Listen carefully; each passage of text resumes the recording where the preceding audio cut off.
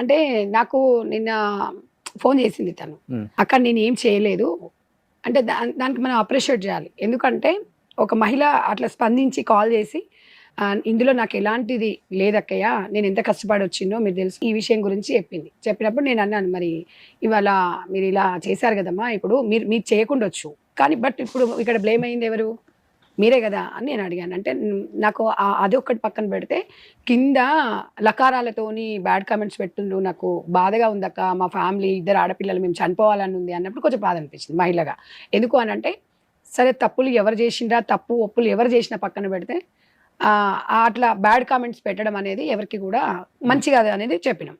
ఆ విషయం చెప్పిన తర్వాత తనతో చెప్పాను నేను, మీరు ఎవరైతే ఉన్నాడో ఈ శివ మాధవ్ ఎవరు, నీ తమ్ముడు ఉన్నాడు, ఇప్పుడు నీ పేరు నీకు తెలియకుండా ఇవాళ మంగ్లీ అంటే మా సిస్టరే అనే విధంగా చాలా మంది అక్కడ నమ్మిండ్రు, ఆమె వస్తుంది ఇనాగ్రేషన్కి వస్తుంది. ఎవరైనా అంతే కదండి, బాస్లు ఎవరు రారు కదా ముందు.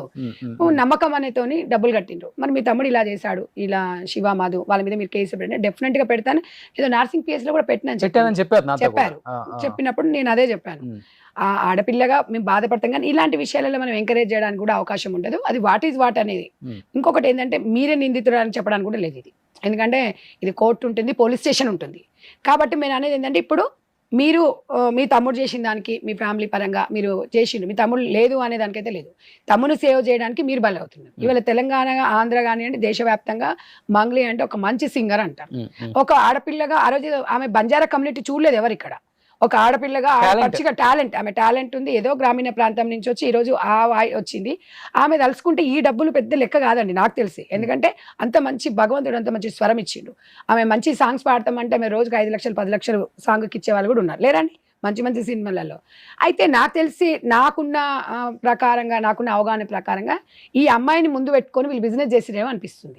అంటే చాలా మంది కొంతమంది ఊర్లలో ఎట్లుంటారండి, 5 లక్షలు 10 లక్షలు అంటే 25,000 వస్తాయి మీకు ఇక్కడ ప్లేస్ ఇస్తాం అది ఇస్తానగానే నమ్మించి అది చేశారు. కానీ మీరే ఇక్కడ కూడా సార్ మనము రోషన్ గారు ఇక్కడ ఈ నమ్మించినప్పుడు జనాలు కూడా ఎలా ఇన్ని జరుగుతున్నప్పుడు కూడా నమ్మడం అనేది, ఇప్పుడు ఆమె అదే అంటుంది, నేనేమన్నా అదే అంటున్నా. అంటే నాకు నిజంగా పాపం వాళ్ళంతా గొప్పలు గారు, అంత డెలివరీ చేసుకున్న వాళ్ళు, వాళ్ళ తరపునే మాట్లాడుతున్నా నేను. ఇప్పుడు సంధ్యక్కగా నేను ఎందుకు అంటే ప్రతి దాంట్లో నేను దూరం, న్యాయం వైపు నేను మంగ్లీకి సిస్టర్ కూడా ఒకటే చెప్తున్నా, మీరు బాధితుల వైపు రండి, నీకు సంబంధం లేదంటున్నారు. వాళ్ళిద్దరి మీద మీ తమ్ముడు 4 వేయండి, ఎందుకు చేసావురా ఇలా, నా పేరు ఎందుకు ఖరాబ్ చేసావురా, మనం ఇవాళ నేను కష్టపడి నేను చెల్లె ఎంత కష్టపడి పైకి వచ్చాము, మా పేరు ఎందుకు ఖరాబ్ చేస్తున్నావురా అని చెప్పేసి మీరు ఒక మాట మీ తమ్ముడిని 4 దెబ్బలు కొట్టి వాడిని ముందలుండి ఎవరెవరి దగ్గర ఏం తీసుకున్నాం ఎవరికి ఇచ్చినారు ఏంది అనేది మీరు దగ్గరుండి నేను చేస్తా అని చెప్పేసి ఒక ప్రెస్ మీట్ పెడితే అయిపోయేది.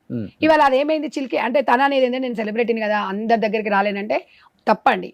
ఎంత సెలబ్రిటీ అయినా ఎవరైనా మనం అందరం కింది స్థాయి నుంచే వచ్చినాం, ఎవరికి సెలబ్రిటీ మనం నేను అదే అంటున్నా.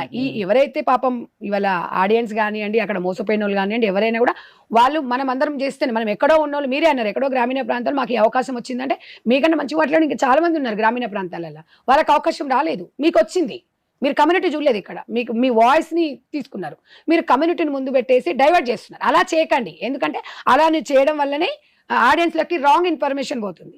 కానీ మంగ్లీది తప్పు అనడానికి అయితే లేదండి, ఎందుకంటే అప్పు అని చెప్పలేము, ప్రమేయం ఉందని చెప్పలేము, ప్రమేయం లేదు అని చెప్పలేము, ఎందుకంటే అది పోలీస్ డిపార్ట్మెంట్ వాళ్ళు చూసుకుంటారు.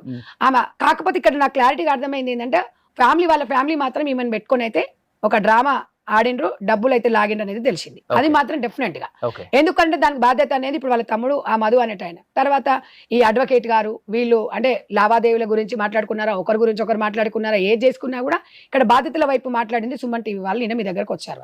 నిజంగా కూడా మీరు ఇవాళ నేను అనేది జర్నలిజానికి మీరు నిజంగా ఆయుష్ పోసిండ్రు అనుకోవాలి.